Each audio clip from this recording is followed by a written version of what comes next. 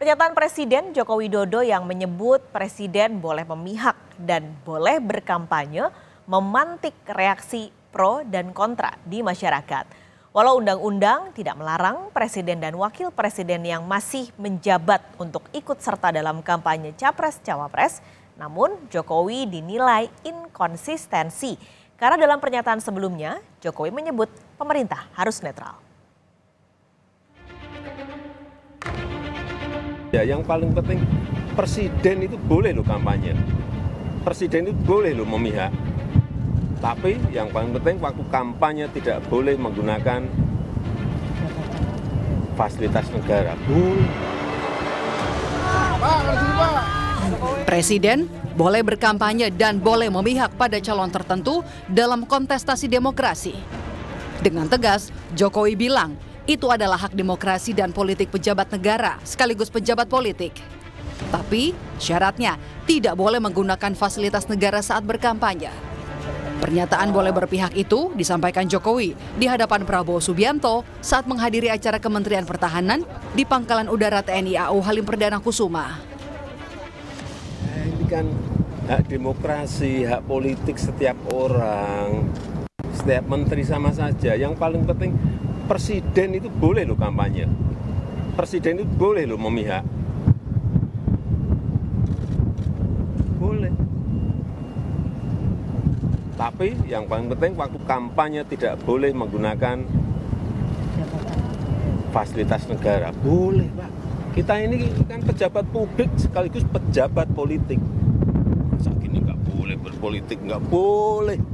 Menteri juga boleh.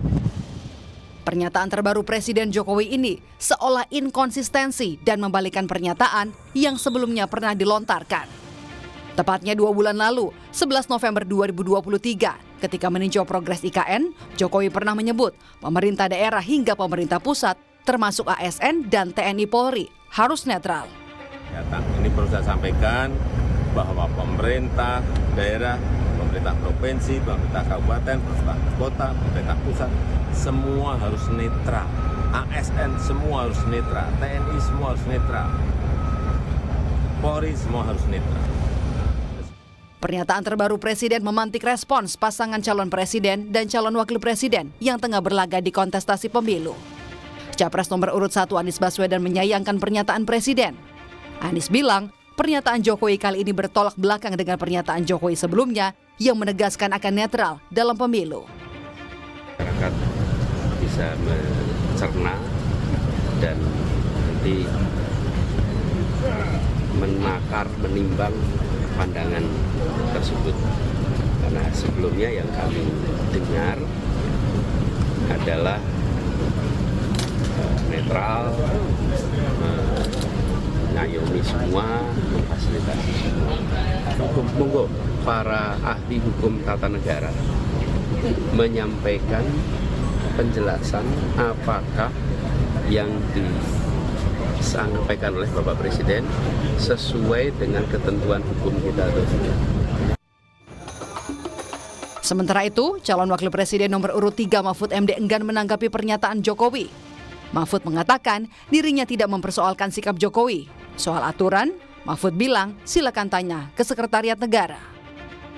Fasilitas negara gitu. Ya enggak apa-apa. Kalau presiden mengatakan begitu silakan aja. Anda mau ikut atau enggak itu kan terserah. Tapi kalau menurut aturannya seperti apa, Prof? Aturannya Prof. Etikanya gimana secara ketat? Enggak, nanti tanya ke apa namanya Biro Hukum Sekretaris Negara aja. Memperkeruh suasana enggak, Prof?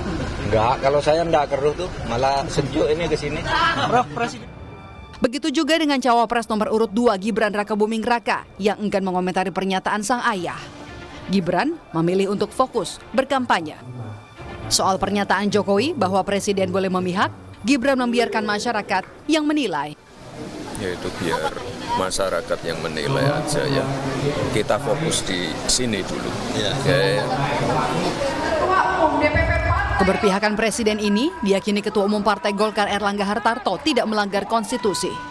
Erlangga menyebut pernyataan Jokowi bukanlah teka-teki. Bagi Erlangga, semua sudah jelas. Langkah Jokowi tidak berbeda dengan apa yang diperjuangkan Partai Golkar. Saat ini, Golkar masuk dalam koalisi pendukung Capres nomor urut 2 Prabowo Subianto Gibran Rakabuming Raka. Bapak? Ya tentu itu Bapak Presiden kan tentu akan punya langkah. Tetapi saya mengatakan bahwa keberpihakan dan juga aktif di politik itu bukan hal yang dilarang oleh konstitusi. Teka-teki yang ditunggu nggak Pak nanti Pak? Apanya? Teka-teki yang ditunggu tidak menurut Bapak? Tidak ada teka-teki. Karena semua sudah jelas. Kemana Pak jelas itu Pak? Kemana jelasnya itu Pak? Jelasnya itu adalah tidak berbeda dengan apa yang diperjuangkan Partai Golkar. Undang-Undang Nomor 7 Tahun 2017 tentang Pemilu memang memperbolehkan presiden dan wakil presiden yang masih menjabat ikut serta dalam kampanye pasangan capres-cawapres. Namun, dalam pasal 281 Undang-Undang Pemilu mensyaratkan pejabat negara yang berkampanye harus cuti di luar tanggungan negara dan dilarang menggunakan sejumlah fasilitas negara. Tim Liputan, Kompas TV.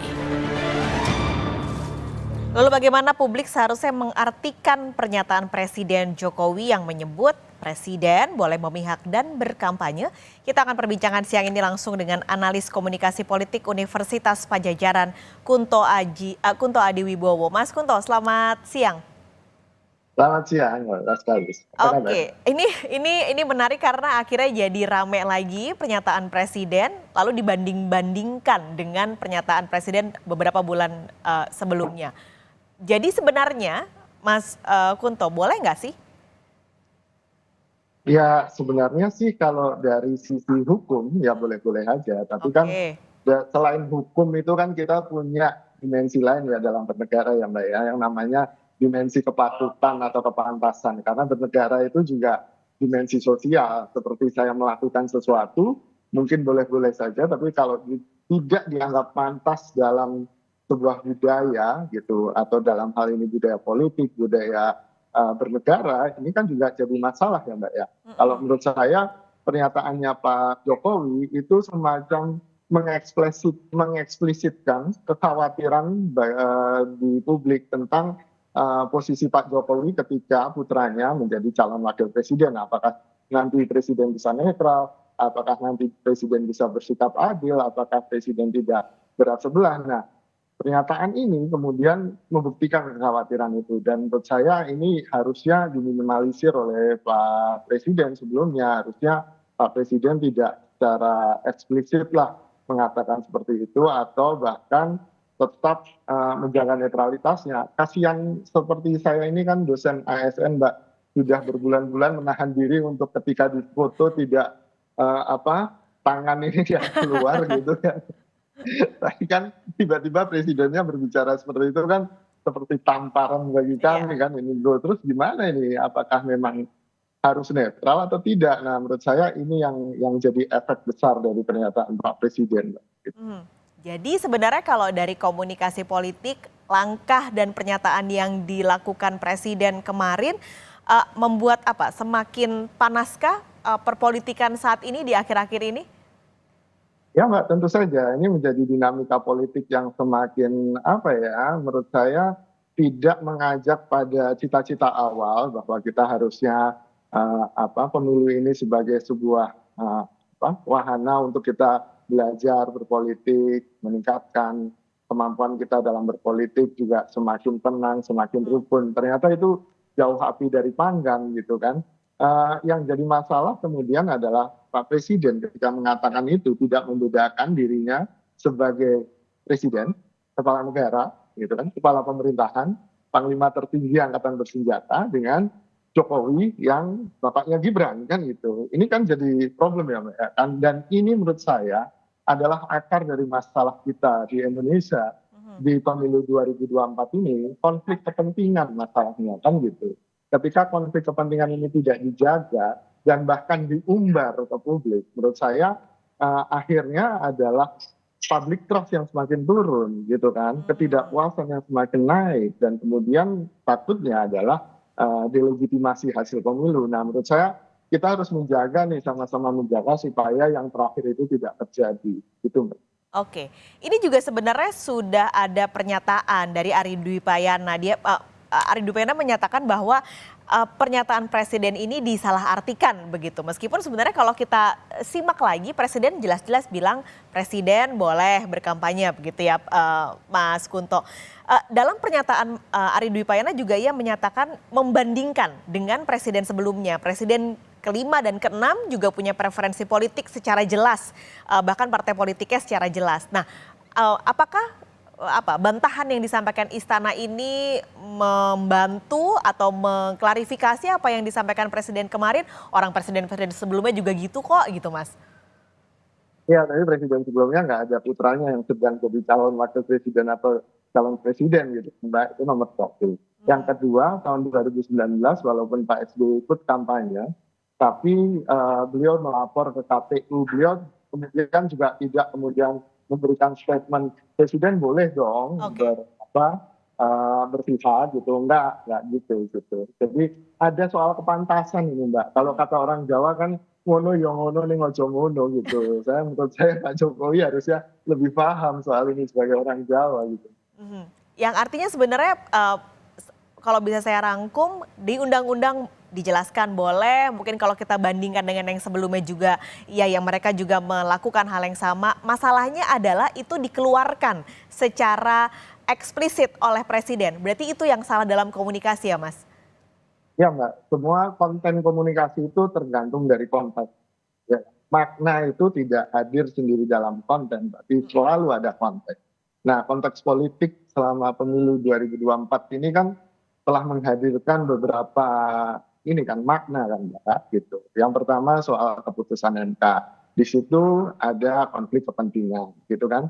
Lalu kemudian sekarang di sini pun ada konflik karena yang diserang kan sebenarnya ketika akun X atau Twitternya Kemenhan men-tweet soal Prabowo Gibran 2024 kan. Kemudian publik mempertanyakan hal itu, bahkan salah satu calon presiden Pak Ganjar juga mempertanyakan hal itu, mengkritik hal itu dengan terbuka. Dan Pak Presiden Jokowi seakan-akan membela hal itu dengan bahkan mengatakan, loh Presiden boleh dong, Menteri boleh dong. Nah ini kan sebenarnya kan urutan konteksnya adalah konteks konflik kepentingan ini Mbak gitu. Jadi ini yang membuatnya tidak pantas gitu Mbak. Kalau masalah boleh tidak boleh, saya bukan ahli hukum tata negara gitu kan. Interpretasi atas undang-undang bisa diperdebatkan gitu kan. Tapi kan di situ ada pasal 282 yang bilang pejabat negara itu dilarang membuat keputusan atau melakukan tindakan yang menguntungkan atau merugikan salah satu peserta pemilu gitu. Dan ya mari kita lihat apakah itu bisa dianggap sesuatu yang menguntungkan atau tidak gitu. Oke, ini kami tampilkan juga pasal-pasal yang mendukung atau yang berisikan soal aturan para pejabat negara, lalu juga presiden soal kampanye. Tapi ini kita tadi Mas Kunto bicara soal makna dan juga konteks. Banyak yang bilang kalau presiden tuh kalau ngomong pasti ada deh makna di belakangnya apa gitu. Nah kalau yang kemarin ketika presiden menyampaikan hal tersebut di depan awak media, sebelahnya ada Capres Prabowo Subianto sekaligus Menhan. Menurut Mas Kunto apakah itu juga bermakna dan memiliki konteks tertentu? Ya Mbak, kalau menurut saya konteksnya kan tadi kan saya sudah jelaskan bahwa Menhan men-tweet Prabowo Gibran 2024 gitu kan, dan itu jelas di bawah kementerian di bawah Pak Prabowo kan begitu. Dan kemudian ini kan konflik kepentingan yang sangat-sangat nyata dan ini kan sebenarnya nggak boleh. Secara undang-undang juga nggak boleh. Harusnya adminnya Kemenhan juga kita bisa tuntut itu. Cuman kan problemnya ya marilah kita transparansi, mari kita evaluasi. Tapi ketika dievaluasi seperti itu justru kan ini kan kebiasaannya Pak Jokowi kan gitu. Setelah debat ketiga kita bisa lihat bagaimana Pak Jokowi menjadi salah satu juru bicara calon presiden, pasangan calon presiden nomor 02 gitu kan. Ketika di debat ada pertanyaan yang nggak bisa dijawab, justru presiden yang menjelaskan. Nah ini pun sebenarnya konteksnya hampir sama seperti itu kan Mbak, bahwa presiden membantu menjelaskan, menteri boleh loh gitu berkampanye dan berpihak gitu. Presiden juga gitu. Jadi nggak ada masalah yang kemarin itu gitu. Semacam membentuk apologia publik bahwa yang seperti ini adalah hal yang biasa dan wajar gitu. Tapi tentu saja tidak konsisten dengan apa yang sudah beliau sampaikan di awal bahwa yang namanya pejabat publik ya harus netral gitu kan Pak. Artinya apakah pernyataan Presiden ini bisa mengubah peta persaingan Capres-Cawapres atau mungkin bahkan bisa berpengaruh sampai ke elektabilitas, Mas? Iya Mbak, kalau menurut saya ya ada bisa dipandang dua sisi. Yang misalnya positif bagi Pak Prabowo ya dengan endorsement langsung dari Pak Jokowi ini dan terbuka endorsementnya itu bisa meningkatkan elektabilitas. Tapi di lain sisi tadi kan ada problem berlebihan lah gitu, endorsementnya sudah berlebihan sehingga ini juga akan menimbulkan sentimen yang negatif bagi para pemilih yang akhirnya juga akan kok gitu amat dia gitu, dan akhirnya mungkin akan mengubah pilihan elektabilitas. Dua-duanya mungkin, tapi mari kita lihat saja nanti hasil survei di akhir-akhir apakah ini memang sangat berpengaruh atau justru dibasuh lagi dengan debat presiden nanti terakhir. Oke, kira-kira kalau analisa Mas Kunto lebih banyak negatifnya atau positif ya ini sentimennya? Ya kalau di media sosial lebih banyak negatifnya, tapi sekali lagi itu media sosial yang bukan cerminan elektabilitas sesungguhnya, tapi paling tidak itu bisa jadi salah satu indikator bahwa publik merespon negatif atas pernyataannya Pak Jokowi ini dan bisa jadi itu diterjemahkan dalam elektabilitas nanti. Oke, jadi nanti kita lihat angkanya di survei berarti apakah ada efek dari pernyataan Presiden kemarin. Mas Kunto Adiwibowo, terima kasih. Analis komunikasi politik Universitas Padjadjaran sudah bergabung di Kompas siang hari ini. Sehat selalu Mas.